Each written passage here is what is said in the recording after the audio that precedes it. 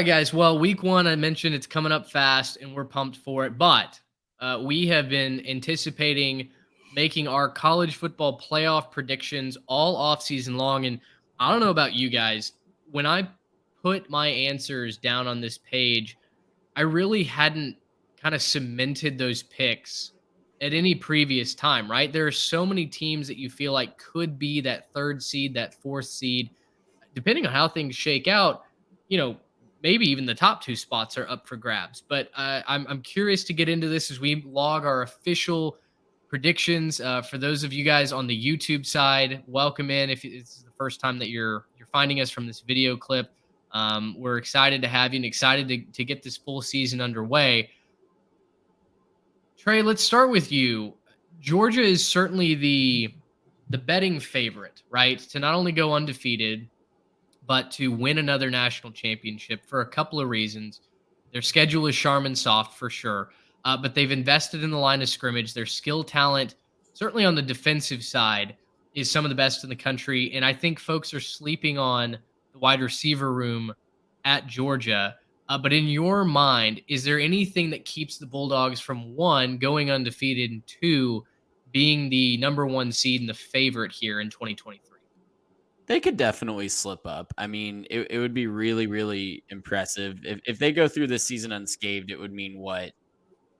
Close to 40 straight wins. And I think to say that that's, expected of any team is definitely stretching it at the collegiate level. But listen, they're my favorite. They're my number one seed. I'll run through the rest of my college football playoff real quick. I've got Georgia as the number one seed, Michigan coming in at number two. I've got Florida State as the three seed.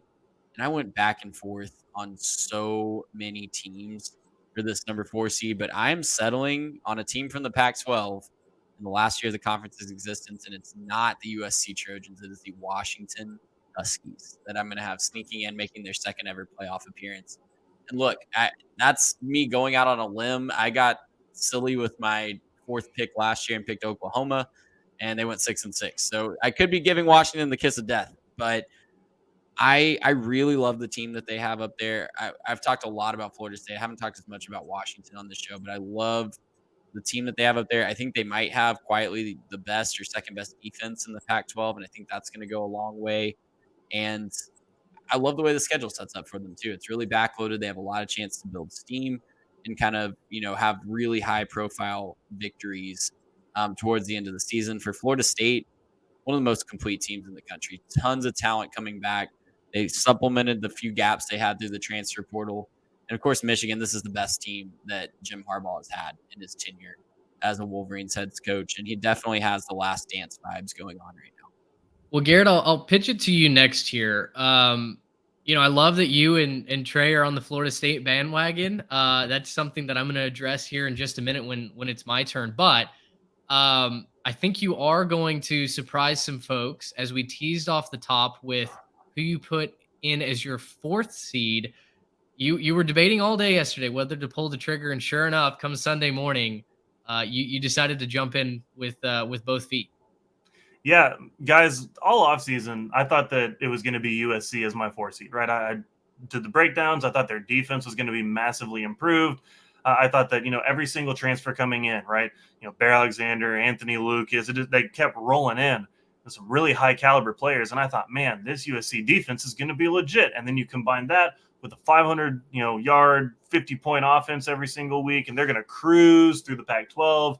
They're going to be ready to go on and be a big name in the Big Ten and all that, right? We're, all sunshine and rainbows out there in Southern California. And then we watched them play San Jose State, and I just kind of thought, this defense may not be what it's cracked up to be. Maybe the guy in charge is still having enough of an influence on the defense that they're not that good. And I kind of wanted to flip-flop, and I was like, okay, well, do I really think that means that Washington can do it with, one, maybe two losses? Does that mean I think now that, a Big 12 champion can do it if it's, Texas or Kansas State? I think you're going to get a lot of those kind of two-loss champions in those conferences. I think whoever wins those conferences is not going to do it with a good enough resume. And I remembered watching that team from earlier in the day, so I'm going to fully commit. My number four seed is Notre Dame. I'm going in with it. I think they're a great team. They've got a great schedule that lines up to where if they can kind of run the table, if they can kind of do what they need to do, they're going to, with one loss, they're going to have a better resume than most teams, right? They're going to have better quality wins than a lot of these teams. So I'm going to pick Notre Dame at number 4. My number 3 seed is going to be the Georgia Bulldogs. I'm going to pick Georgia to go one loss. I think late in the year versus Tennessee, that's on the road. I think that could be a dangerous spot for them. And look, I mean, like you were just saying, Trey, they've won a whole bunch of games in a row. It would be ridiculous to expect them to win all those games again this year. They slipped up, maybe once or twice last year where they almost got. I think they get got at some point this year. So I'm going to pick Georgia with a 12-1 with the conference championship to get in with a 3rd seed.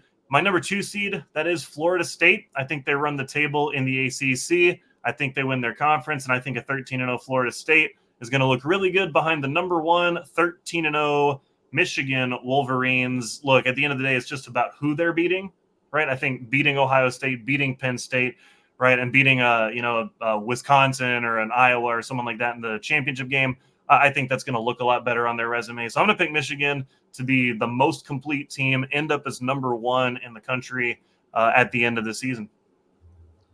Folks are talking about if not this year, not ever with Texas. I think, as we just mentioned, I think the same can be said about Michigan. I love the Notre Dame pick. I love the faith. Like let's fully buy in here. My top 4 are slightly different. I've got 2 teams in that you guys do not. We'll start with the number 4 seed, the Michigan Wolverines. They're the 4 seed because they're going to lose one game and not make it to the Big Ten championship game. More on that in a second. The 3 seed, guys, I'm just saying both teams finally defy all the calculations, all the odds. They've wasted so much talent over the years. They can't do it any longer. The Texas Longhorns are in as the number 3 seed. They will lose a game going into the Big 12 championship game. But listen, it's hard for me to not to look at this roster and go, I can pick anybody else. I think Kansas State is a very solid team. I think Oklahoma State, Texas Tech are all going to be right there as well. But Texas is the most complete team, and they have literally no excuses not to win 11 games this season. I think anything less than a Big 12 championship game is a failure, and really this team should make the playoffs. So I'm going to buy in. I'm going to say they make it as the 3 seed. My number 2 seed. This has big North Carolina State vibes from last year when I picked them as the 4th seed, and I still maintain that the Wolfpack could have been lethal had Devin Leary not gotten hurt. There was just no quarterback depth on that team. The defense got forced onto the field. It felt like every 3 minutes. In their disappointing season last year, Penn State has very quietly built up the best roster they've ever had under James Franklin.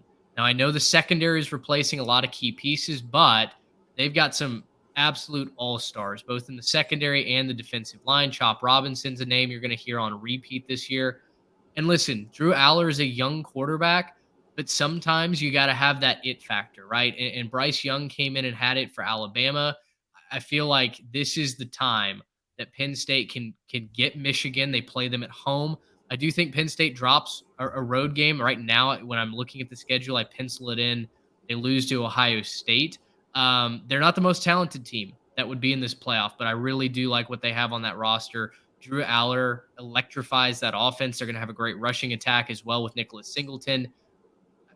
I'm buying in with James Franklin and the Nittany Lions. Number 1, no surprise, Georgia. I don't think that they drop a game on their regular season. I think because their schedule is soft enough, Georgia finds a way to get up for the big games. They're not going to be having to run through a gauntlet this year, right? Like some other teams.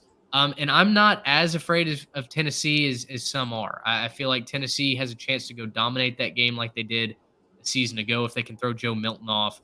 I don't really think that Tennessee is going to be able to hold Georgia off the scoreboard. So Georgia, Penn State, Texas, Michigan. We'll turn it around now, picking our national champion. Then we'll run through the Heisman rationale here in just a second as well.